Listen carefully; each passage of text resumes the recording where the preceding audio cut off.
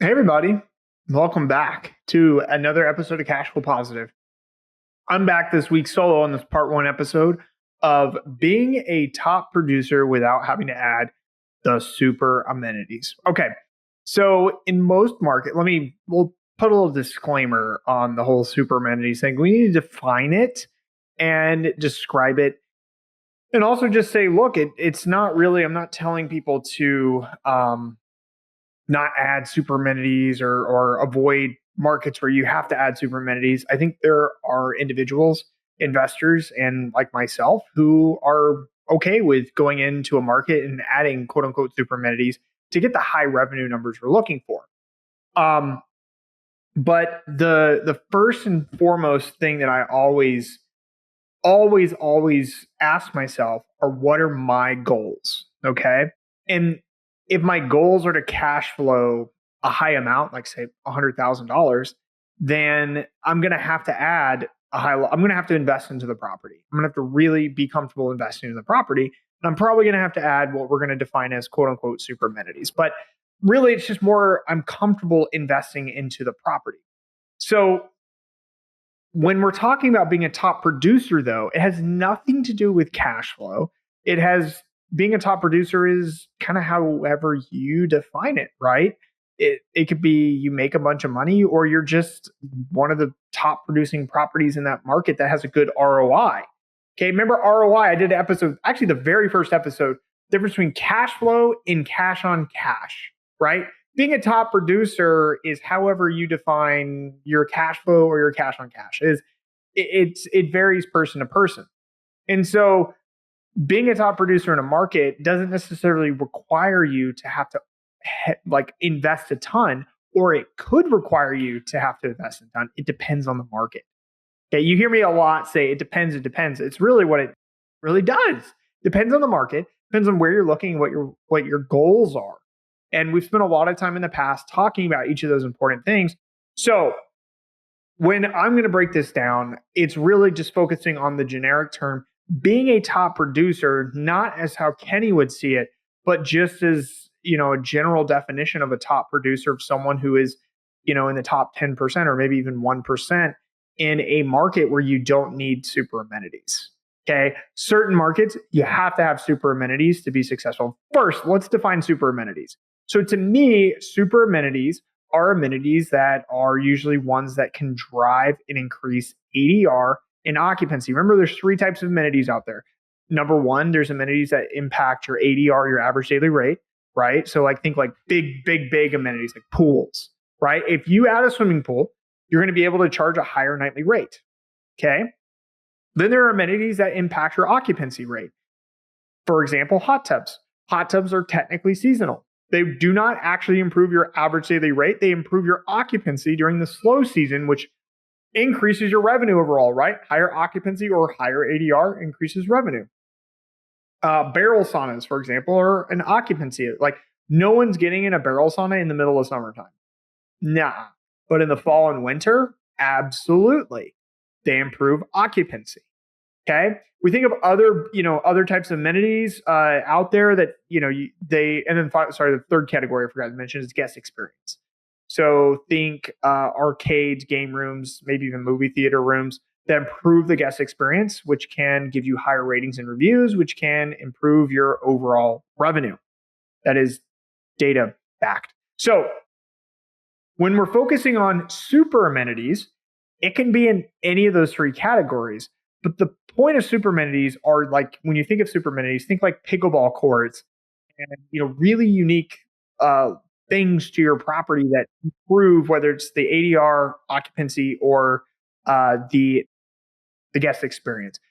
Don't think the bare minimum like hot tubs. I wouldn't classify a hot tub as a super amenity. Now, if you put a geodome with an LED strip lighting around, I've shown that example before, around your hot tub, you can classify that as a super amenity, right? Something unique, something different that's a little bit above and beyond what everybody else is doing in the market. That's how I define a super amenity. But it could be in any of those categories and it can improve your revenue.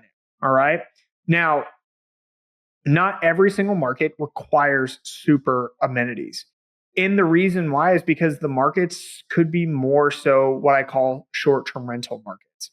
There are vacation markets, meaning people traveling to vacation and get away and relax. And then there's short-term rental markets. And normally a lot of urban markets or markets where there is like a business, like a large business of some sort that brings in business travel or corporate travel, or hospitals, or like people traveling for work, or visiting family, or visiting their kids at colleges. I think colleges or universities, those are what we call classified, not as vacation markets, but short-term rental markets.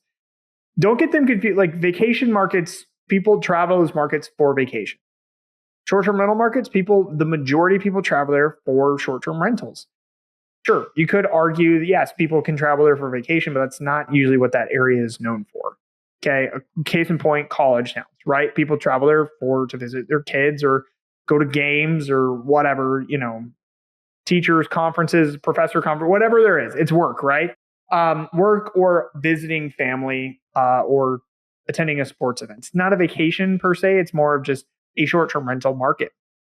In short-term rental markets, competition is generally lower because guest expectations are generally lower. Now, that doesn't mean they're looking for dirty places and they don't care where they stay. Their expectations of the amenities at the property are much lower.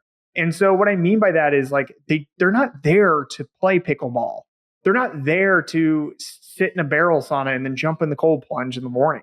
Those might be nice things to have, but they're not required or necessary to turn a profit or even be a top producer in that market. And furthermore, in these markets, you might not even have the space to do that. And so we find that adding super amenities in these markets is actually what I call diminishing returns, meaning for every dollar I put into a property, at a certain point, if I keep adding dollars, my revenue doesn't increase. It stays stagnant or I've reached kind of the ceiling. And so the magic question everybody asks is like, well, what's that point? Because I want to get all the way to that point and not spend $1 more. Well, in traditional short-term rental markets like college towns or near hospitals or urban markets that aren't, vacation markets like Nashville or Miami or Scottsdale, that's really it. You're not adding super amenities to stand out. You're more focused on clean, elegant design and decor, a comfortable guest experience, and maybe some, smaller, nice amenities like a cool record player or some games in there. But it's not a vacation market. I call it a business, but it's a short-term rental market. So focus when you're thinking about being a top producer in a short-term rental market. It's not about the amenities. It's about something else. Okay. And usually that something else is location. Being in the right location is how you increase revenue. It has nothing to do with the amenities you add to the property. It has everything to do with the location. Now, in vacation markets, the opposite is true. Okay. Location obviously is impactful everywhere, beachfront versus non-beachfront. But I've seen non-beachfront properties generate more revenue than beachfront properties because they had better amenities. Okay. So now I'm not saying go be a mile away from the beach and add every single amenity under the sun and expect to produce more than the beach properties. Obviously like use common sense in your brain as you're like looking at and trying to assess what you need to add to the property. But in the traditional vacation markets, having super amenities or just really cool amenities helps you stand out and can help you turn a profit. Whereas in short-term rental markets, it doesn't even matter. Now, being a top producer without the super amenities also puts you in markets that have higher risk of regulation or regulatory issues. Probably neighbors, you're going to be a lot closer to other people and other houses. Also, you're going to be in areas that are probably like less traffic overall. For example, a college town, the traffic driver is the college. So, if the games one fall, like if it's a football town, if the games that fall get pushed to maybe other areas or there's less home games, your profit suffers. So there's a lot more like elasticity in being impacted by demand and travel compared to maybe traditional vacation markets where the people, there's millions of people that come every single year and this is what they do. And you can benefit during the off season and the on season. Obviously, certain markets are, their seasonality and so on, but it's a vacation market. So understanding your market type is really the key to knowing if you need to invest into super amenities. In my opinion, now, here's the pro of being in these short-term rental markets. They're cheaper. So if you don't have the funds, like when I got started, I didn't have any money. So what did I do? I went to an urban market, Buffalo, downtown Buffalo. I got in a really cool location, okay, like right downtown, and got some apartments going and a duplex or triplex, excuse me. That was the first one. So I didn't have killer amenities. I remember like my second one I did, did a wall mural and like nobody else had wall murals. And I thought I was like most creative person ever. I hired someone to do a wall mural, big buffalo head. And I was like, people are going to post this all over Instagram. I'm going to be so famous. And like nobody posted all over it. Some people some of the guests did, but it wasn't like this like big deal. And then like everybody else started doing wall murals like in other markets later on. I was like, okay, now it's just like kind of a norm. But I was doing that back in 2019. So yay me. But I just remember like going through that phase but that was like what I had to do to stand out in an urban market. Now, 2019, I understand that. Still lots of short-term rentals, still lots of competition. And even now, really the properties in Buffalo are just maybe a little more updated, a little more, like a little more style to it or whatever, like certain designs and things, but that's really it. It's design and decor, and it's not about the amenities. And if you follow a theme of what I talk about, I really focus on vacation markets because that's really where the revenue is, in my opinion. But for a pure ROI standpoint, if you're listening to this and you have a lower budget, and when I say lower budget, think 200, 300, maybe up to like 600,000, vacation market, and you don't have a lot of cash, you made 100,000 or less, 125,000 or less, vacation markets really aren't a great place if you want to go be a top producer. In my opinion, no one should be buying a short-term rental property unless they're trying to be a top producer in that market.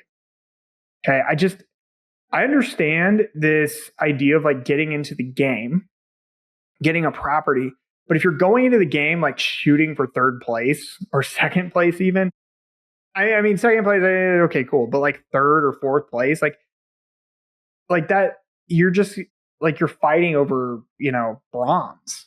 Like that's not really cool. Okay, Olympics, that's cool, but like for us, like that's nothing. That's nothing to be excited about. Imagine your returns. Not great, because first place, or the people who are quote unquote in first place, and we'll group all these people together. It's not just 1, 2, 3, but literally like the top producing, the top 10%, the top 5%, the top 1%. And I'm not talking about guest reviews. I'm talking about revenue. Okay, because that's really what I care about. Those people have really cool properties. And when it comes to saturation, when it comes to influxes in demand, and things that happen in the economy and things that can impact travel and your demand to the area, those types of properties aren't as impacted as much as properties that are the average. I'll give you an example. This is why I don't care about macro trends. I did a podcast episode almost a year ago on this, like macro versus micro, and why I don't give a crap about macro. And it's the same concept here. It's like if I'm going into a market, and let's say I have a property in a market, and last year, 100,000 people, now it's only 50,000 people. Well, that's technically a 50% cut, right? So that's huge. I mean, people would be screaming, this market's done, it's over, blah, blah, blah. Well, if you're number one in the market, or you're like top 10 in the market, and it's a percentage, top 10% in the market, 50,000 people still came to your market. You were still probably booked, right? When you think about it. Okay, so sure, were you booked at the top rates that you were getting the year before? No, because there's less demand, but you were always still booked.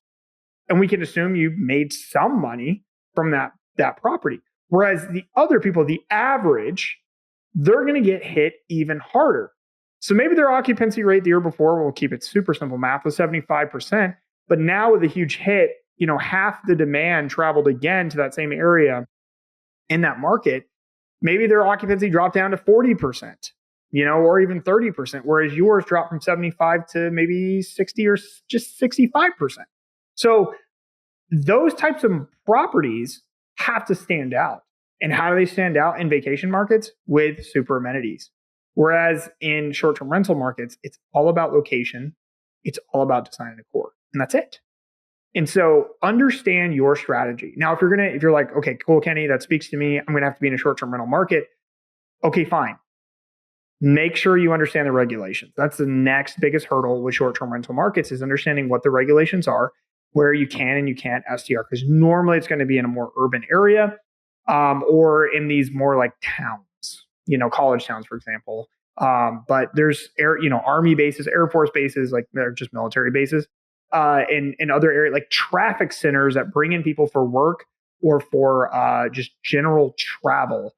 Not for vacation per se. Like no one vacations to go to a military but to visit people, right? Like I wouldn't call that necessarily vacation. You can argue the points, but the semantics of what a vacation is, but that's not the point. We know what a vacation market is. People going somewhere to enjoy something, and to get away. And then the short-term rental markets are work and travel and business and visits and things like that. And I'm not telling you to go to one market or the other. It all depends on your budget and how you're willing to compete. The theme for this year is you have to invest in your property. And if you're not comfortable investing in your property, you're going to suffer. It's going to suck. So be smart about it. But more importantly, be smart about the capital that you actually have to invest into the property. I had a conversation today with a prospective client, and they asked me, they're like, yeah, my budget is, hopefully they don't mind me saying this. I'm not going to say their names or anything else, so it's whatever. But they said their budget's $300,000, and they're approved for up to 1.2 million. And the next question I always ask is, well, what's your down payment amount? 10, 15, 20, 25, what are you going to put down? They said 20%. So if you buy $1 million property, I'm not going to do the math on 1.2, but if you buy $1 million property, you put 20% down, that's $200,000. So that leaves you $100,000 for design, decor, rehab, amenities. And if you're buying $1 million property, $100,000 it's a lot of money, but it ain't enough to be a top producer. So what do we do in that case? We adjust the purchase price budget. So I said your real purchase price budget is $700 to $900 with the same amount of capital. So you have more to invest into the property. And the property at $900,000, it's not going to need any renovations, right? Because they have to invest everything in, it's just a simple, understand your capital on hand to invest, to know what you can get yourself into. So use those lessons. And at the end of the day, if you don't have a lot of capital, maybe a true short-term rental market is a good fit for you, where you don't have to invest into the super amenities so you can be a top producer. But that's the goal, is to be a top producer. So go with that mindset, and then you also respect your budget and your cash on hand, and that will help you know where you should actually invest. I hope you enjoyed this episode. I hope this helps you, especially those of you who are looking to purchase and do a cost seg before the end of the year. Take advantage of bonus depreciation. If you know where to invest, you're really going to be able to hunt down and find the deals before the rush of other people are going to panic and try to buy up and scoop up everything in that, September, October, November time range. So anyway, I will see you on the next episode. And in fact, on the next episode of Cash Flow Positive, I am bringing somebody in who has some very successful properties in what I defined as short-term rental markets. And she's going to go over her numbers with you, how much she invested in those properties, and why they do so well. And you're going to see some similarities between what I just talked about and the budgets, and knowing that, yes, you can be successful anywhere and be a top producer anywhere. You just have to be respectful to your budget. Cool. I will see you in the next episode.